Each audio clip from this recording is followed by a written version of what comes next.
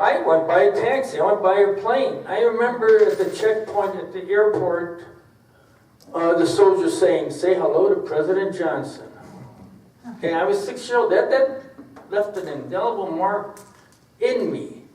And at that point, I began to realize, maybe reflecting upon it, I realized how powerful the U.S. is a friend of Israel. Okay? Now, I want to conclude by saying, answering the question of peace. Is there going to be peace? I believe that there is an inherent spirit within all of us, not just the Palestinians, that desires to be free. And you cannot destroy it, no matter what Israel does.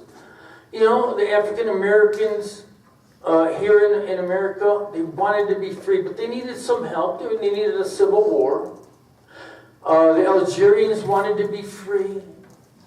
You know, all these revolutionary people wanted to be free, and they became free. We're the only ones that have not become free, but we will be free because the inherent spirit of the Palestinians cannot be destroyed.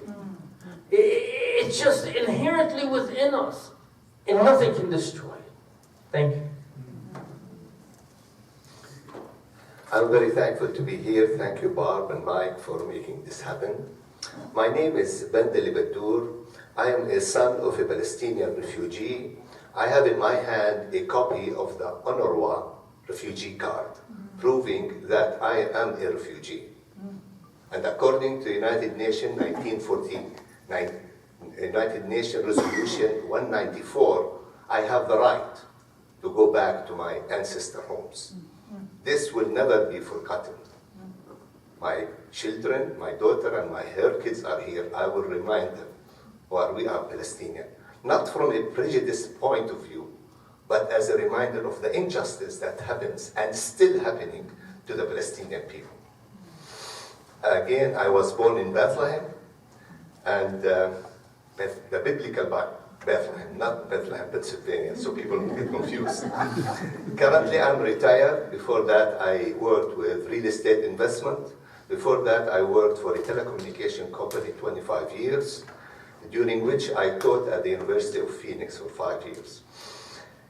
To ask the question about the family experiences, my father and his sibling and his parents, of course, live in a city called Katamon, which is a district of West Jerusalem. And after the massacre of Deir Yassin, military vehicles, and this happened all over the Palestine at that time, military vehicle will go into the cities that the Zionist gang are going around in loudspeaker and speaking Arabic, telling the people, leave this area because it's a war zone. When they're settled, then you can come back. It is the same tactic they are using, is threatening the people. This is a war zone, just leave. So my grandfather, being afraid on his 9 kids and his wife, decided to go visit his cousin in Bethlehem, which is not very far from West Jerusalem. And of course, he never went back. And my father met my mom in Bethlehem. She is a Beth Halamite. And they decided to move to Amman, Jordan for work. And that's where we grew up there. And of course, we used to travel, visit our family in Bethlehem a couple of times a year until 1967. The Nakba War happened. In the Nakba War, this impacted us very badly, especially to my mom. And again, in 1970, there was a civil war in Jordan. Now my dad is afraid of his children, right, to move back to Bethlehem, which was under occupation at that time, and still is. Don't believe that the West Bank is freed, by the way. It's still under occupation. And like Brother Maher mentioned, look what's happening in Jenin and North West Bank. It's another ethnic cleansing like what's happening in Gaza. And by the way, it's going to be all over. So what happens is we lived in Bethlehem for a while, and after the peace accord between Egypt and Israel, Israeli settlers start settling in the West Bank. And my father looked at this situation and said, it looks like history repeats itself. We better move out. So we moved to the United States of America in 1979. And I'm very thankful for what this country have offered me, the liberty and the freedom to do and establish myself, have a family. But a continuous fight for justice is important. These experiences that happens to us, and as you all know, oppressed people, if they are not healed, they will oppress others. Pain, if it's not transformed, it will be transmitted. And of course, the statement, hurting people hurt others. We as Palestinians are in pain. And there's a difference between pain and suffering. You got pain, you got pinched. But if this pinch keep pinching you, that is suffering. And the suffering have to stop. Mentioning about traumatized. I was not traumatized like you, Patty. And I don't think Maher is traumatized like what's happening in Gaza for the new kids. That they say their parent died in front of their eyes, the building collapsed. That's suffering. That's not just pain. And that's embedded in their subconscious that need to be healed. So that's, I believe, the liberation of the mind is more as important and maybe more important than the liberation of the land. I'll give you an example. When the United States became a country, and we don't go that back history, what they have done to the native. In 1830, that a trail of tears. Was it necessary to displace all these people? Was it necessary to destroy Gaza, to displace all these people? That's the reason we're talking about disposition. My father used to tell us, continue learning and don't lose your identity because nobody can take them away from you. And my mom, I grew up telling us, be compassionate and mercy for those who are weak and needy. So my approach to the injustice that's happening to our people comes not from anger, which would rob your peace, not from hatred, which will rob your forgiveness, not from revenge, because the cycle of violence will continue, but from healing of the mind and the heart, of your way of thinking and your emotion. To answer the question, would there be a peace in this between the Israel and the Palestinian? I would like to mention a point to define first of all what is a state. A state is a country that have a defined constitution and a boundary and defined citizenship. Let me tell you, and if you don't believe me, you can search it. Israel does not have a constitution. Israel does not have a constitution. Israel does not have a defined boundary, neither a definition of citizenship, which means Israel is not a state. Israel is not a state. Now, maybe we can rephrase the question. Would the Jewish community live in harmony with the Palestinian in the historical land of Palestine? Is that possible? Yes, it can be possible. But before I ask you how, I'll give you a person. He is a Christian Greek Orthodox who lived in Gaza. His name is Saint Dorotheus of Gaza. That's how you define it if you want to Google him. He set an example. He said, talking about loving your neighbor, he said this example, imagine a big circle, and God is in the middle, and all of humanity is on the circumference. We are far away from each other. But as we get closer to God, we get closer to each other. Love your neighbor as yourself. treat others the way you be treated. Loving our neighbors is a test for our virtue. That's where we'll find out anger or peace, hatred or forgiveness, selfishness or self-sacrifice. Are we willing to work hand in hand for those people who want to live in dignity? And let us transfer these bad experiences that we have as a Palestinian or any injustice people, that we can stand hand in hand, helping the weak, stand with the oppressed, speak the truth, and fight for justice.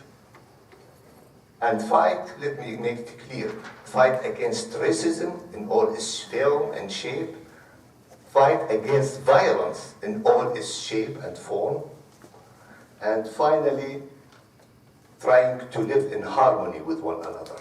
Is it possible? It is possible. It is our choice. It is you and I and everybody and our local politician can make a difference if we liberate the mind of the people. As we mentioned earlier, one person at a time, one family at a time, one community at a time, we can make a difference. Thank you. Thank you. I don't know how I'm gonna top all of that. I am a technical guy, so I follow instruction. So I'm gonna just go by the 5 points that she asked us to do. My name is Mohammed Sharkaway. I was born and raised in Gaza. The first day of the October 8th, we lost 56 members of my family in one strike. The whole family, the grandkids, the parents, the grandparents, and the grand-grandparents, they all lived in an area that the bomb came and wiped the whole block, and everybody in the whole family is gone.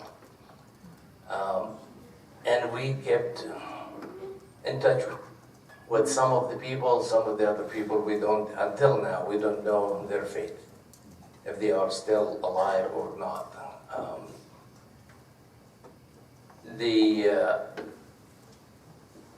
Like I said, I was born and raised in Gaza. I came to this country about 39 years ago, in 1986. I am an aircraft instructor, so that's why I say I'm a technical guy. I teach Airbus down at Sky Harbor Airport. My family had immigrated or gone through, I wouldn't say immigrated by choice, but get kicked out of their home. My father and my grandparents, we lived in a town called Wadi Hnain, which is the outskirts of Jaffa. And they moved to Gaza, they left their land. The last trip that I made to that area, my dad asked me to look on the side of the road and to tell him what I see there. So that was in about 1984. I drove that road where my dad's and my grandparents' house. And it was nothing but orange groves in that area, and there was 2 large trees and 1 slab of ground that the grass is not growing through it. So I told my dad what I saw, and he said all of that land belonged to your grandfather. That slab, it used to be our home. That's where I was born. And there was 3 trees. It seemed like one of them had died. So that is back to our home down inside Palestine. That's where, and then we migrated, or they came to Gaza. That's where I was born and raised. And the last conversation that I have spoken with my family in Gaza, we lost all our homes. There's only one, my sister home, that get damaged, but not completely, so there's still a roof. So my nieces now, 2 families with their kids, living in that home. They sent us some pictures showing how the Israeli soldiers have gone through the house and destroyed everything, gone through the home, and even left the refrigerator doors open. Of course, no electricity, the food is rotted and everything is destroyed. But now, since they allow them to go back to their homes, at least they left the tent and the living in place that has a roof over their head. No electricity, no water. They have to go and carry water like they did 60 years ago when we were in some of the villages in Palestine. The question about if there could be peace between the Palestinian and Israelis, absolutely there could be peace.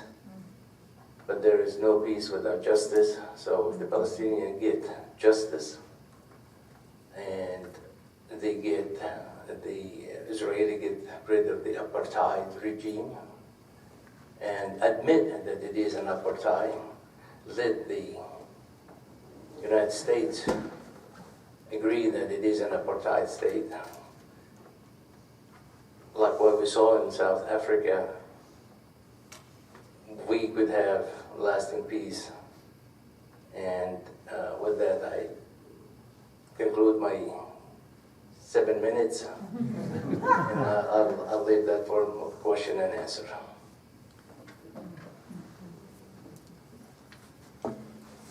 If you have written a question, please hold your card up and Mike will pick it up.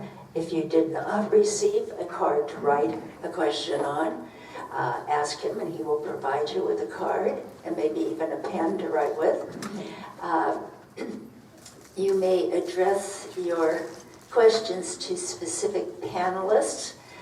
Maybe there was something that someone said that wasn't as clear as it should have been.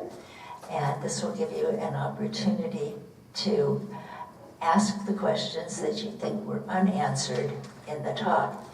And we did get a slightly late start, so we're going to have a little extra time for the questions. Thank you. I asked the person who knows. We have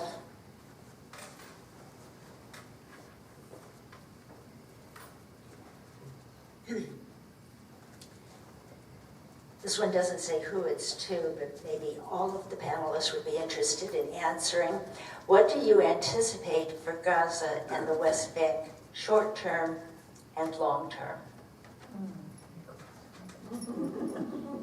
Well, short term would be stopping what's going on. Let people have a 5-minute breather, let them eat, let them celebrate, let them mourn, let them have their medicine, let them live. Long term would be a total peace, a total end of the occupation, once and for all. And recognize those 7 million Palestinians are not going anywhere. Whether Israel likes it or not, whether America likes it or not, whether the Western countries like it or not. It's a good question. I anticipate that Israel will somehow find Hamas, the Palestinians, in violation of the ceasefire. And they're going to resume attacking it.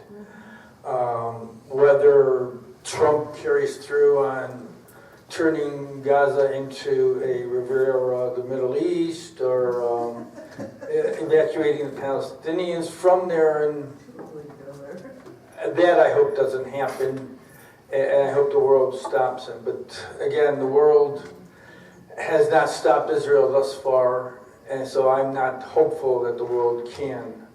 So to me, it's a very tragic.